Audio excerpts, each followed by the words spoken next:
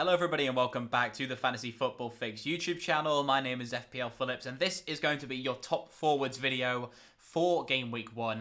Now I know I'm going to bother putting Erling Haaland in this video, which you're probably going to be pleased to hear, to be honest. No point in discussing him at 14 million, he's going to be in pretty much every team. So we're going to be discussing kind of the second forward to put in alongside Erling Haaland. Is there potential there?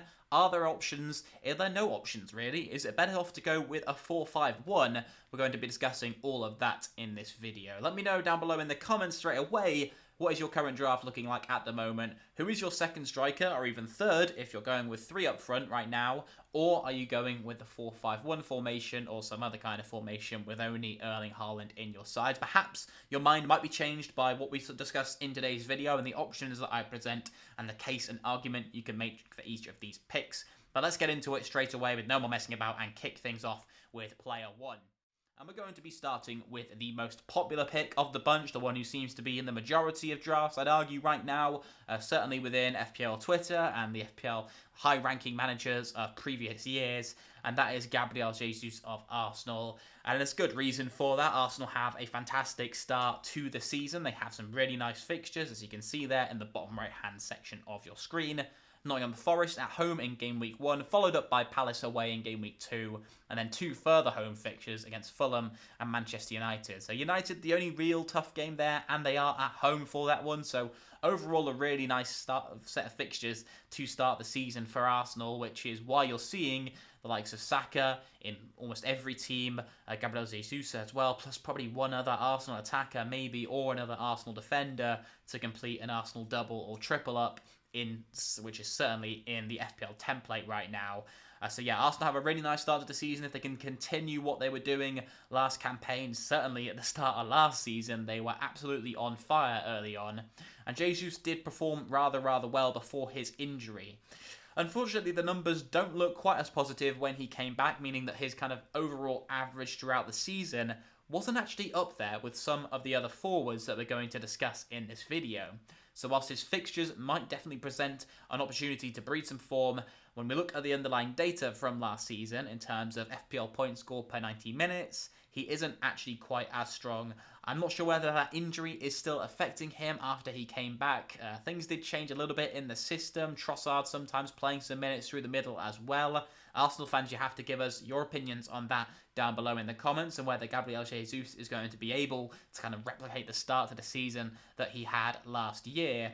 But at 8 million, I think it's a very safe price point to go for. You can easily downgrade to pretty much any other forward option at the moment. So say Cody Gakpo at 7.5 starts presenting a really nice pick. You've got no issues getting to him with that Gabriel Jesus money you've got stored up in him at 8 million. But still, 11 goals and 7 assists last season from 26 games, you'd have to say is a very decent return. And his expected FPL points were actually better than what he managed to output last year, and that is in per 90 as well when you look at that, obviously. So he is kind of underperforming his expected data, which is something that he'll look to build on this season, and maybe he can kind of catch up to where his levels are in terms of expected goals, expected assists, and start to really replicate the numbers that we can see from some of the cheaper forwards that we're going to have a look at right now. Speaking of those cheaper forwards, we'll get into having a look at the first one, and we're going to be looking at the 6 million price bracket, and someone who I think could really present an option, certainly in pre-season, where I think we're going to see him get quite a lot of minutes for Brighton. I think that people are going to start seeing this guy play and realising again just how good he is, and start panicking thinking, at 6 million, he could be a really nice option in my team to go alongside Erling Haaland, save 2 million on someone like Jesus, and have him as an option instead. So yeah, Ferguson last season, 6 goals and 11 assists in 19 games. Pretty decent return, you'd have to say. The creative aspect is particularly something that I think isn't talked about enough. He turned provider a lot of times last season, but he looked absolutely clinical in front of goal. He performed really well, as you can see from the FPL points and expected FPL points. he was actually outperforming his expected data, which you can kind of take in two ways. Either he got lucky and there's a bit of variance, or the fact that Ferguson is just an absolutely clinical finisher and he's doing great work with perhaps not as easy chances as some other players are getting. And I think it is the latter there. Brighton fans will be able to confirm that this guy really is a massive, massive talent, and it's kind of why we're going to see some big clubs sniffing around him in the near future, I would say. In terms of forwards and FPL numbers per 90, 6.15 FPL points per 90, which when we compare that to Gabriel Jesus, so 6.15 compared to 5.42 for Jesus, that's what I mean in terms of Ferguson at a 2 million cheaper price, outperforming Arsenal's main forward in terms of FPL points returns per 90 minutes. So something you got to consider, because Brighton have a very nice fixture run as well. The fixtures aren't much stronger for Arsenal than Brighton, I would argue. They're on a pretty similar level if you compare that. It's just if Ferguson is going to be the starting striker, if he's going to have those minutes assured in the team, he's going to get more than last season. I think that's a given. It's just how many more is he going to be able to get those kind of minutes that the likes of Jesus are going to be getting in the Arsenal side.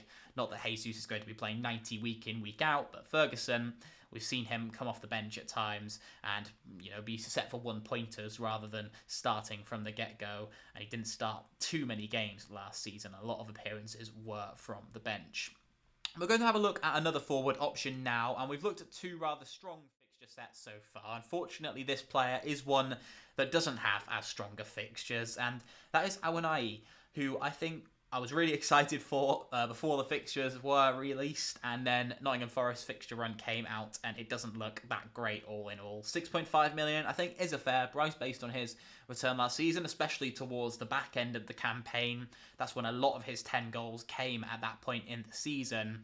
And really, he's the only one that we're going to see today who has outperformed all the other players in this list in terms of FPL points per 90. He is 6.38, which we compared to Ferguson at 6.15, Jesus at 5.4.